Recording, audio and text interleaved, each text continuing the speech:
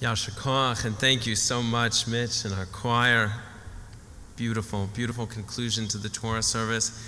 At this time, Rabbi Chaidell will share with us words of Torah, words of us for this very day.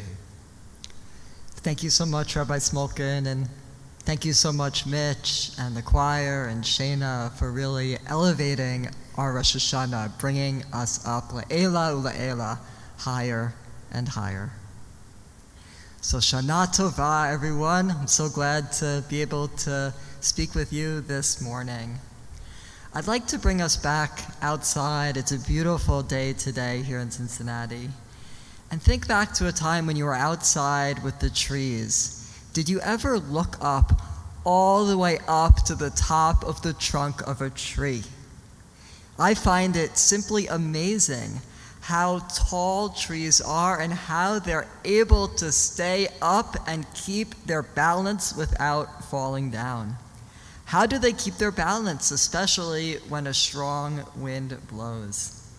Sure, trees have roots that keep them firmly in the ground, but they would snap if it were not for an incredible feature of nature. Trees sway in the wind. If you're ever on the beach, you can look up at a tall palm tree, and you'll see this for yourself. You'll see it swaying from side to side. It may look unstable, but it is not. It is, in fact, the tree's very ability to sway in the wind that enables it to remain standing during a windy storm. So too it is with us in our lives. Our ability to shift and to change, to sway to the winds of life, helps us to succeed and to thrive. The Talmud teaches, be pliable like a reed, not rigid like a cedar. And that is what these high holidays are all about. Teshuvah, turning, changing, and responding to the world around us. And the shofar that we just heard from Joel, that shofar is literally the wind coming from inside the person who blows the shofar, coming out to us and calling us to change. The shofar calls us to respond to those who are before us, to the present, and it also calls us to meet the needs of the future for what is to come. The shofar is our call to action, a call to change, a call to teshuvah, to personal turning, so that we can turn and redeem the world. I would like to spend a few minutes today exploring what the shofar means in our tradition and what it calls us to today. I will share 3 of its calls. First, a call for individual turning. Second, a call for collective action. And third, a herald for what is to come. First, a call for individual turning. For Maimonides, the shofar calls out to each of us, you who are sleeping, wake up, search your deeds, and return in teshuvah. The shofar calls each one of us to turn and wake up to our lives. Have you ever been on autopilot, doing the dishes or doing chores without noticing what you're doing? The shofar is our wake-up call when our moral and spiritual lives go on autopilot. Alan Liu makes this point that the shofar calls us to pay attention to what we are doing so that we can change it for the better. In our Torah reading for today, a ram's horn, the shofar, is the sign of a wake-up call from God to our forefather Abraham. Abraham hears God tell him to sacrifice his one and his only son. He follows God's instructions on autopilot without a thought. He travels to the spot, builds an altar, and binds his son on it. He is ready to kill his son, knife in hand, when an angel calls out from heaven to snap him out of this horrific autopilot following of the voice that he heard. The angel directs Abraham to a ram whose horns are caught in a thicket, which he proceeds to substitute, thankfully, for his son. This ram's horn, this shofar, is a sign for Abraham to stop and to change his conduct. It tells him you can do things differently. Why did Abraham need this call? Why would he ever listen to a voice that told him to kill his son? Tragically, in the ancient Near East, it was common practice for parents to sacrifice their children in the name of devotion to their gods.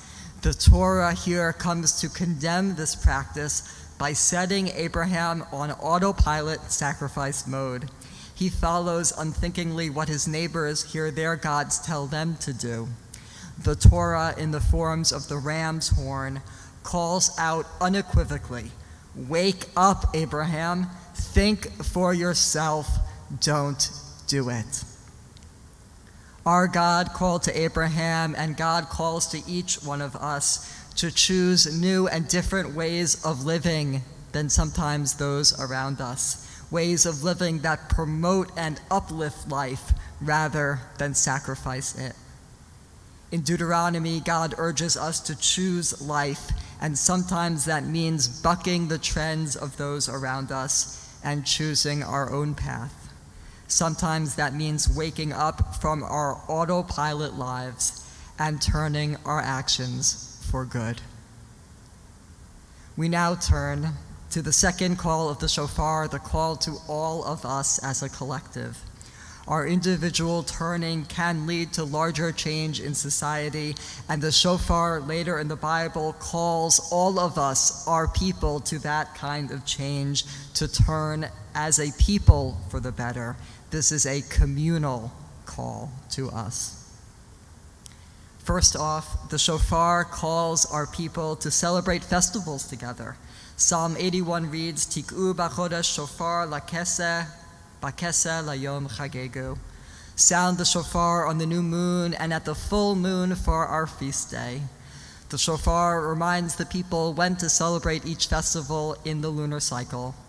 It reminds them that the holiday is coming, and it calls out to them, "The feast has arrived. Set the table and invite your friends."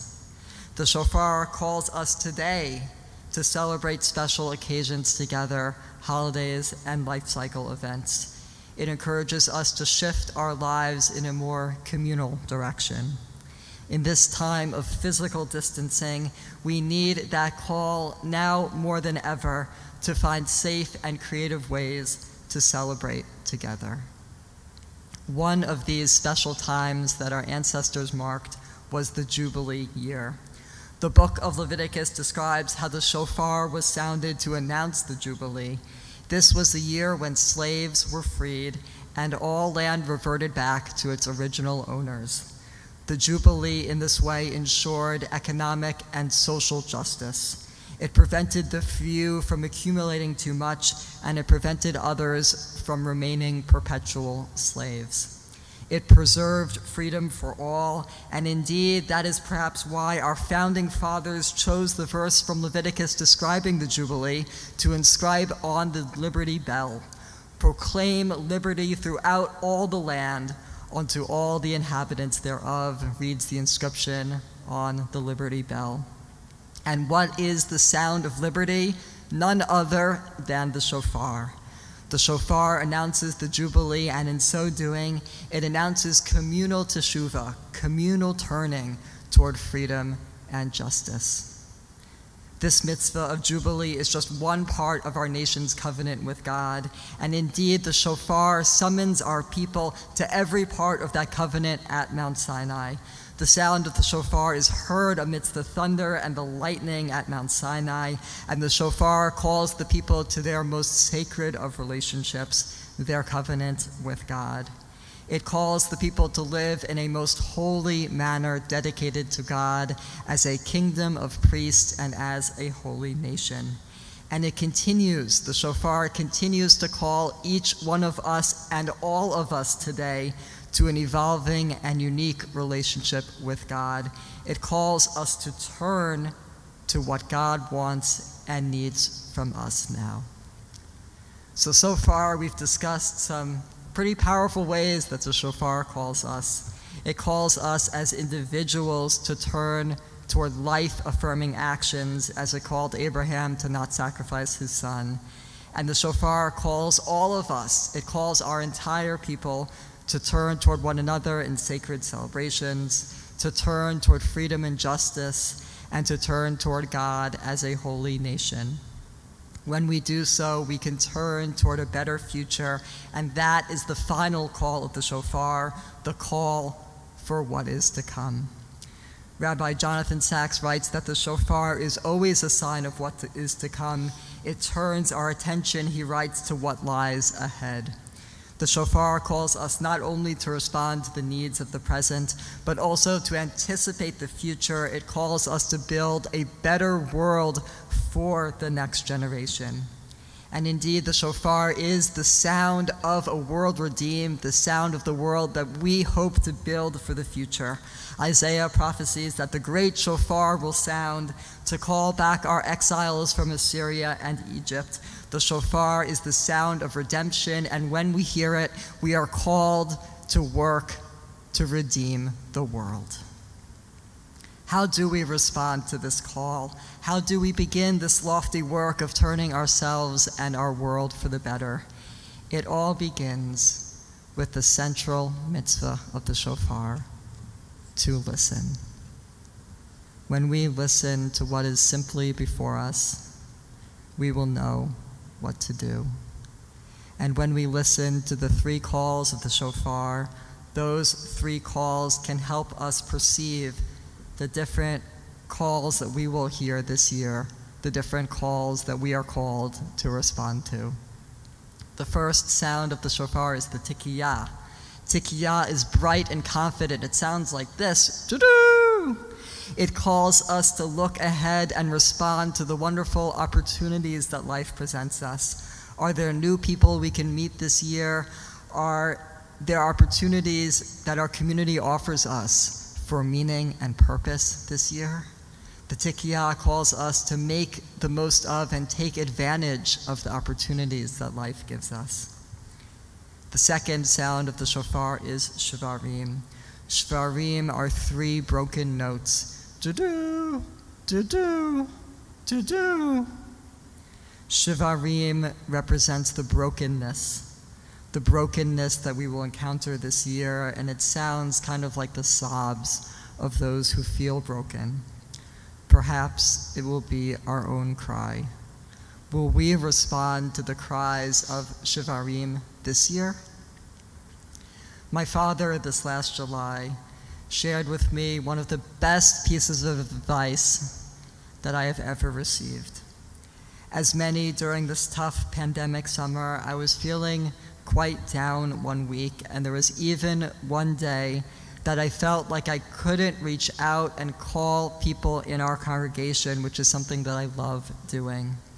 What could I possibly offer or say to them? What could I give to them in this state? My father told me, though, Ben, those days that you feel your worst, like you can't possibly accomplish or do much of anything, those are the days when you'll make your best phone calls. I didn't believe him at first, but like parents often are, he was right. The days that I felt most dreary and bleak, those were the days that my heart was most open. My phone calls, they weren't the best, but they weren't so bad. And after each call, I did feel a little bit better because I was able to help others. My father's advice reminds us that when we help others, we help ourselves. When we help those who are broken, we all become more whole.